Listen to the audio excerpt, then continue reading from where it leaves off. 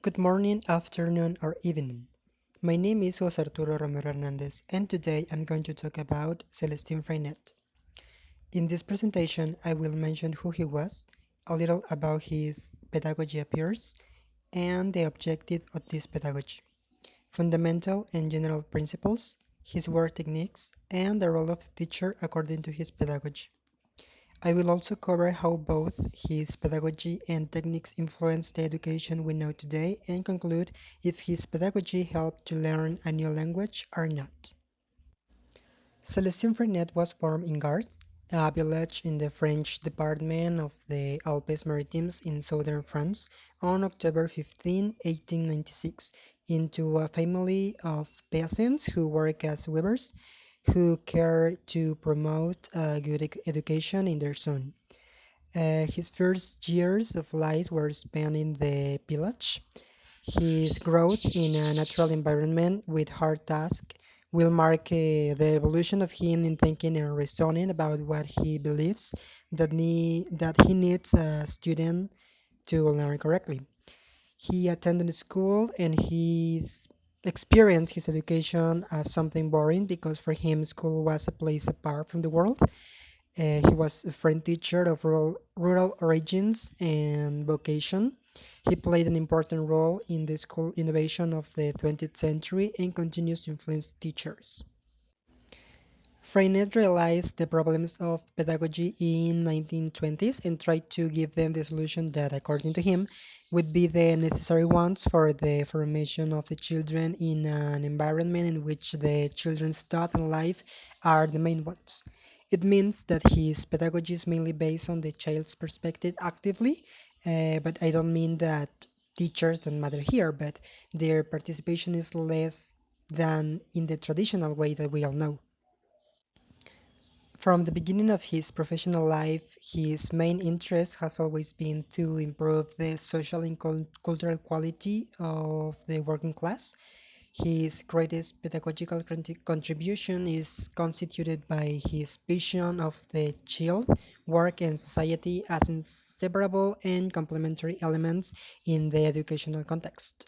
In other words, each one acts together, and in the end, everything helps to create an overall environment that works properly. Today, that teacher who is inclined to put the ideas of the teacher Freinet into practice emphasizes the education of values such as democracy, freedom of expression, communication, commitment, responsibility, and teamwork, which are mainly the values that Freinet sought to demonstrate in his pedagogy. Currently, the Freinet pedagogy is still strong since it ranges from kindergarten to university and even adult education. Freinet was a village teacher. This allowed him to know in depth his environment that consisted of spaces and media inappropriate for any person, loneliness and misunderstanding, and isolation. That is thanks to these problems that he faced in his childhood and adolescence, he was able to raise awareness and reflect for himself on what was wrong and how he could improve them. He was also able to learn from his people, from contact with nature, and from the fight against people. Freinet doesn't start from a great pedagogical theorization, but from the attempt to give valid practical answers to the multiple problems that his daily activity poses, as I mentioned earlier. This is what makes his pedagogy loaded with strategies, techniques, and resources. And it also makes it realistic and practical for all those who want to use it. For Freinet, the school is a popular school with popular interests, internal democracy, and no external impositions. This implies that only matters what happens inside a classroom and that it seeks to eliminate everything that has a previous knowledge or ideology. Freinet has full confidence in the children's nature and their possibilities and believes that children are the main object in education. Freinet insisted on putting into practice an active pedagogy that should also be popular because will be linked both to the environment in which one works. This one is a class audience, and the interest of the children. The appropriate material must be found to carry out this pedagogy, since Freinet's proposal doesn't focus only on giving an active role to the children, but on building a living school where all the people around them participate, as well as space where this takes place. Freinet's active school starts from the children's activity closely linked to the environment, in the case the classroom. uh, the children with his needs, with his spontaneous proposals, form the center of the educational process and the basis of the popular education method. Therefore, it can be confirmed what I said, that the teaching learning center is not the teacher but the child. Freinet is among the leading authors who have enriched constructive thinking. This thought has been sustained by epistemological, psychological contributions and the liberal and anti-authoritarian thought that produced the social sciences and the new theories of education. It focuses on the student with a more participatory, dynamic, and practical role to obtain learning skills and aptitudes. Another significant concept in Freinet's pedagogy is interest.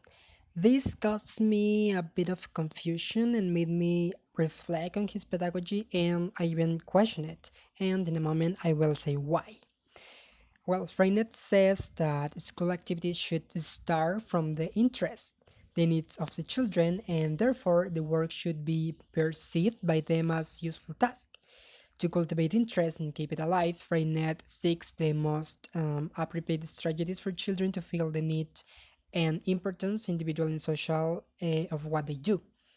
This made me think that if students have no interest in learning something that is strictly mandatory to learn, they are not going to do it, according to Freinet. Then it means that students will only learn what seems useful to them, and in extreme cases, easy to understand and perform, and that the teacher's work will be limited to helping them advance, since children will not want to learn beyond what is planned or interested in. I thought about this for a long time until I finished reading the paragraph where it says that.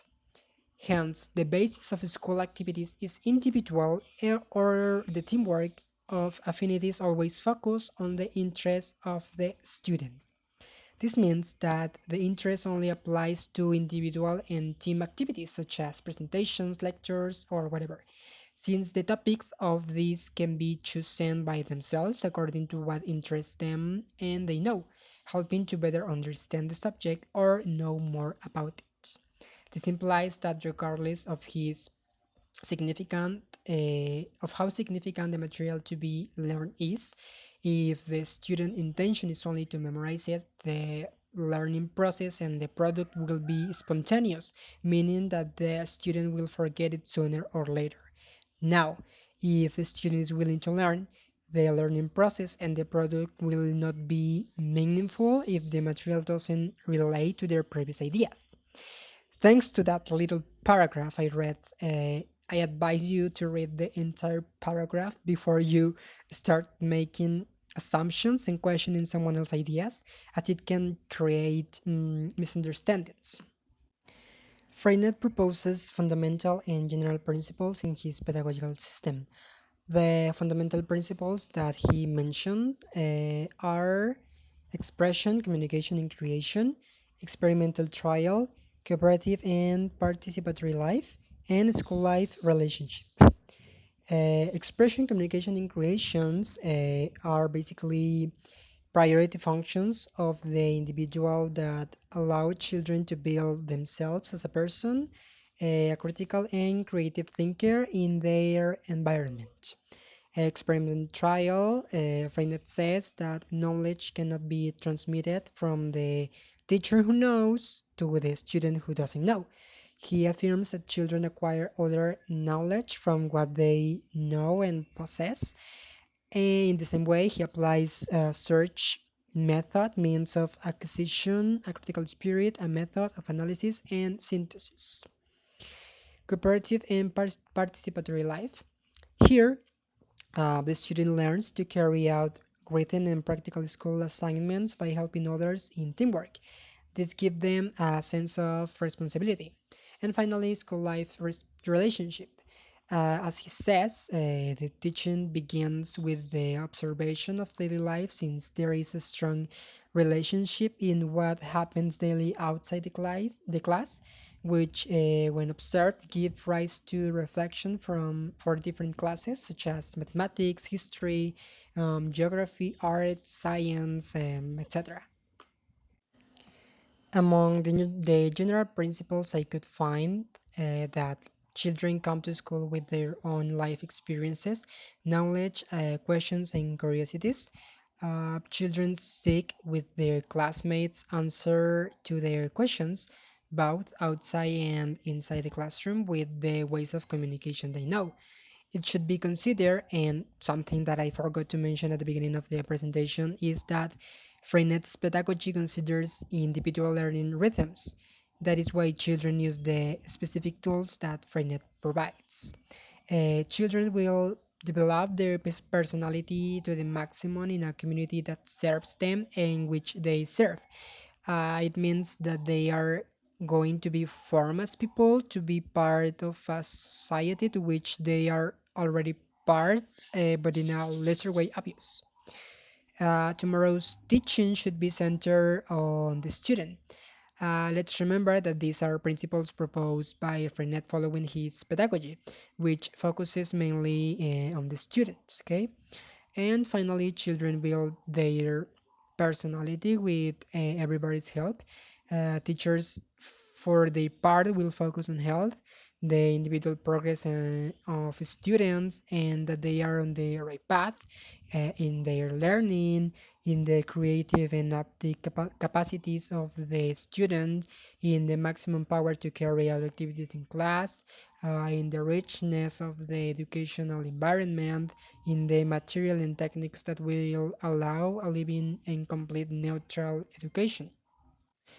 Now let's move into Freinet techniques that I think are the most important things that he did. Many people have doubts why they are called Freinet techniques and not the Freinet method. Well, it is said that the methods are intended to be followed to the letter by both teacher and students, while the techniques are open activities that are made available to the student and teacher. It relies on the environment and the instruments offered by technology and seeks mainly to adapt to the needs of students to get the most out of themselves.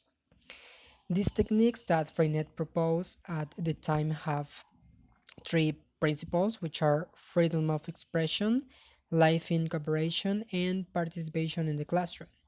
For Freinet, these techniques are nothing more than instruments and materials that aid in the information process.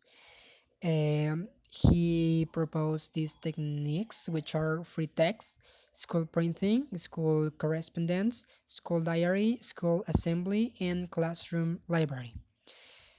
Free text consists in choosing a topic, and in this way, children develop a story as they wish.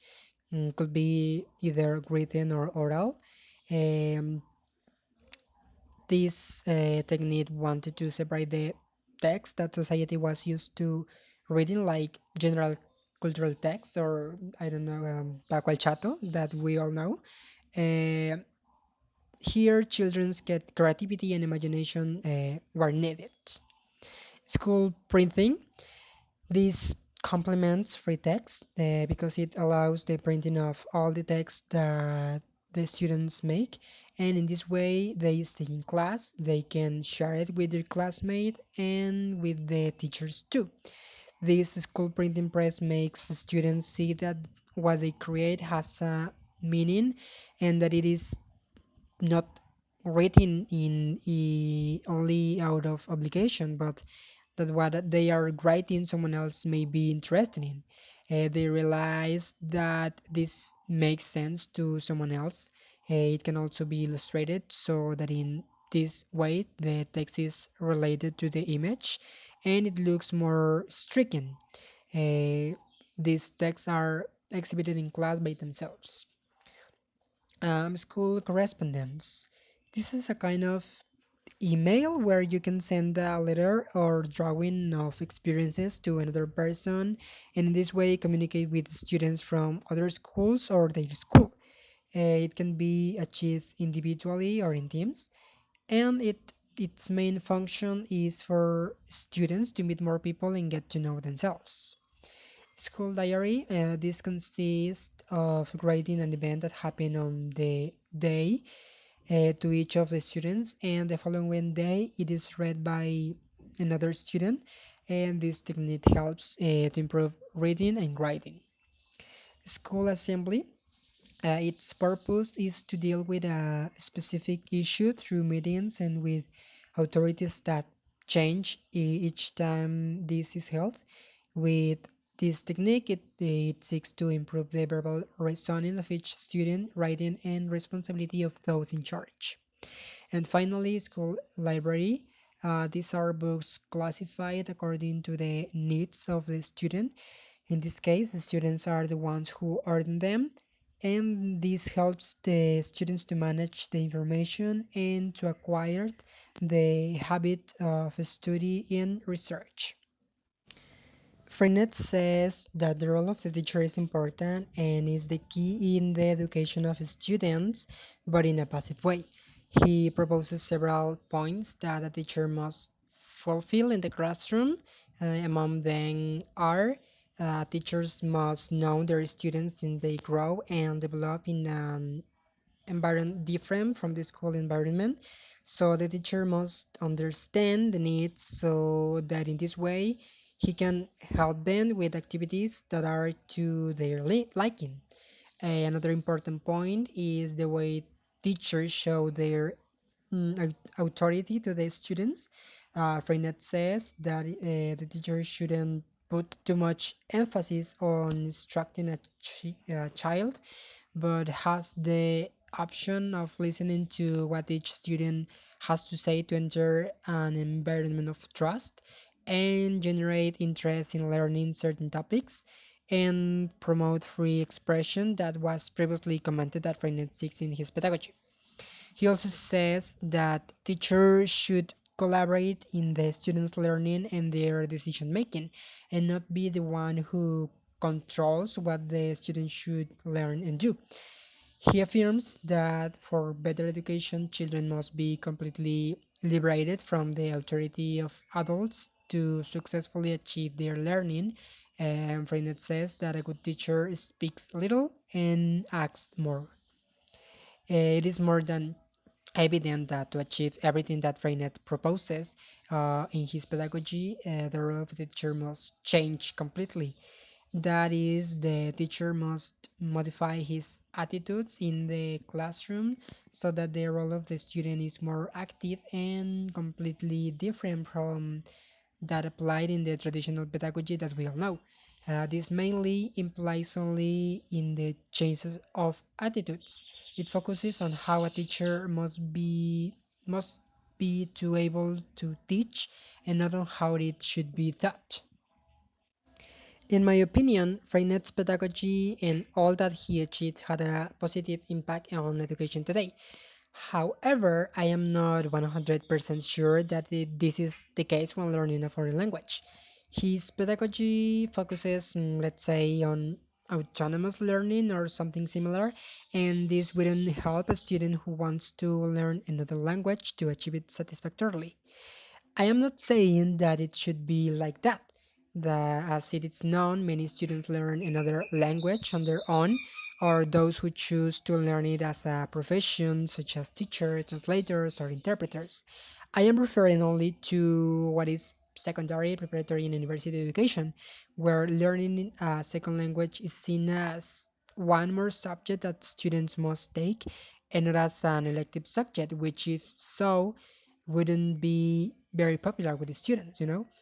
In conclusion, the Frenet's pedagogy in learning a foreign language works well in those who have the interest in learning the language and not in those who only intend to learn it. I think that my theory on interest would apply very well here. Students only would choose the easy topics and could not advance their learning, and they wouldn't allow a teacher to help them improve their education, you know? Well, this has been all. I hope it has been interesting to you and that it has made you think and reflect on how this pedagogy would work in learning a foreign language. Thank you so much.